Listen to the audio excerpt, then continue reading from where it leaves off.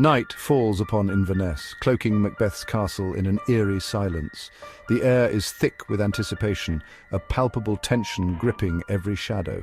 King Duncan, oblivious to the horrors that await, sleeps soundly within the castle walls. But Macbeth, spurred by ambition and the cunning whispers of his wife, prepares for a deed most foul. The deed is done. Duncan lies slain, his lifeblood staining the once pristine chambers. Macbeth, his hands still slick with gore, stares in horror at what he has wrought.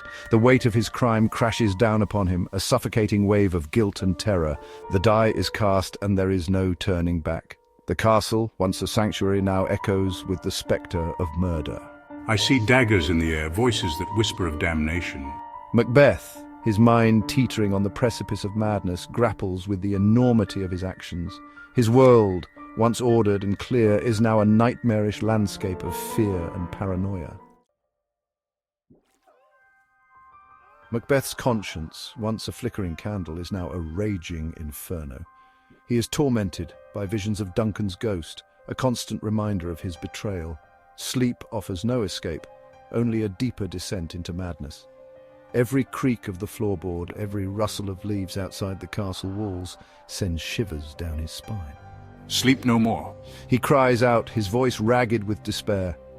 The weight of his sins presses down upon him, heavy and suffocating. The once proud warrior is now a broken man, his spirit crushed beneath the weight of his own ambition. His thoughts race, a chaotic jumble of fear, regret, and a desperate need to cling to power, the only thing that seems to offer him any solace.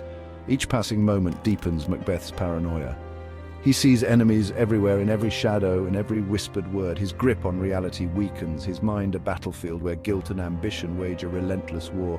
The once noble Thane of Glamis is lost, consumed by the darkness he himself has unleashed. The more Macbeth tries to rationalize his actions, the further he sinks into the abyss of his own guilt. He becomes a prisoner in his own mind, tormented by the consequences of his ambition. The man who once dared to dream of greatness is now a shattered shell, haunted by the spectre of his own making. Lady Macbeth, the architect of this bloody coup, stands as a pillar of cold resolve. She is the steel to Macbeth's crumbling stone. Her ambition, as unyielding as his, is fragile. While her husband crumbles under the weight of their deed, she remains composed, her mind a whirlwind of calculation and control. Look like the innocent flower, but be the serpent under it. With an iron will, she guides their every move, ensuring their alibi remains watertight. She chides Macbeth's weakness, urging him to mask his guilt beneath a veneer of normalcy. Her words are a chilling reminder of the ruthlessness that lies at her core. Her composure, however, is a carefully constructed facade. Beneath the surface, cracks begin to appear. The weight of their crime, though she tries to bear it with stoicism, takes its toll. Sleepless nights and haunting whispers plague her as well, though she hides her torment from her husband's weakening gaze. Lady Macbeth, in her own way, is as trapped as her husband. Bound to him by ambition and the shared burden of their crime, she must remain strong even as the world around them crumbles. Her strength, however, is a double-edged sword, isolating her in a cage of her own making.